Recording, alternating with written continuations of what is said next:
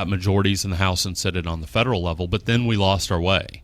And that's almost become a cliche right now that Republicans didn't follow through on the promise of 94, but we need to remember that right now. Because if we do the same thing in 2010, if we put up people with just a status quo mentality that are going to go up to state government and just keep things going the way they are, then we're going to be punished, and we're going to deserve to be punished in 2012 and 2014. We have to actually go up there and have real conservative reforms. Well, congressional popularity, I think, is down to 17% or something like that. It's funny because people say, well, get rid of all the congressmen, but don't get rid of mine because I like him because he came to my son's basketball game last year and shook my hand. But I think, and you kind of alluded to this, that there may be a throw the rascals out mentality. Let's start over and go back to the constitutional aspect, the citizen legislator type of view that was probably the original intent. That's perfectly right. And when we're saying that, that doesn't mean that term limits are designed just to make someone move from one office to another. And so I don't want to spend 8 years as labor commissioner only to spend the last 2 years running for insurance commissioner or state auditor or something like that. The key is you do a job and then you leave. And, if you want to come back later, and I've seen a few people do that, that's fine. But you at least need to rejoin the real world at some point. And I think that's very key.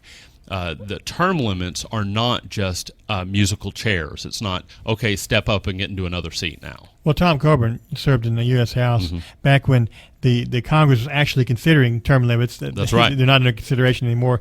But he said, I'm going to run 3 terms and then retire, which he did. And then when he was coaxed back into running for Senate, he said, I'm going to run for 2 terms. And he announced he is running for re-election this year.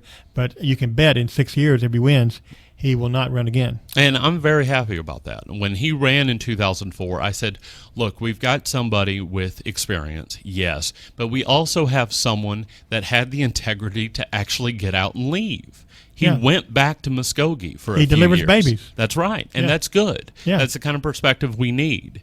And so we need people that, yes, do have experience in government in some level or another, but who also have been in the private sector, not just 20, 30 years ago, but in the recent past to where they know what's going on. Well, tell people a little bit about yourself. Are you married, or where do you go to church and that kind of stuff? I'm married to a wonderful woman, Jessica, my wife of 6 years, and we have 2 little boys, 4 years and 2 years, and so they keep us running quite a bit. Are you in Kingfisher now? No, we're in Oklahoma City now. Oklahoma City. I moved there when I started working for the legislature.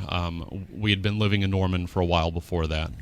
And we live in a very old part of town.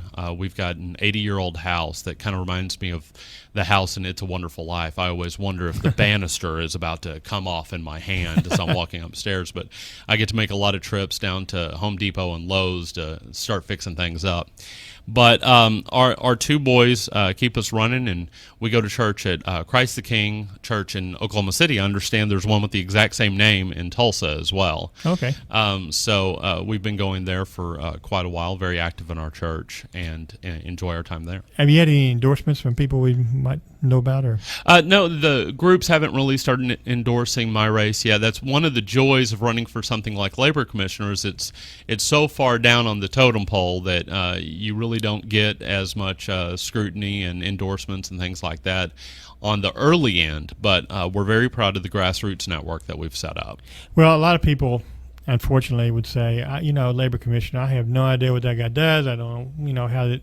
I've never run into those people, and I'm having hard enough time just keeping up with the gubernatorial race, and so these other races, who cares? Well, what I would tell you about that is, even in a great paper like the Tulsa Beacon, you're not going to see a front page story about a new regulation that gets passed. That's not something that's going to happen. So you need to send somebody to office that's actually going to keep a close eye on that, because let me tell you, businesses do keep an eye on new regulations.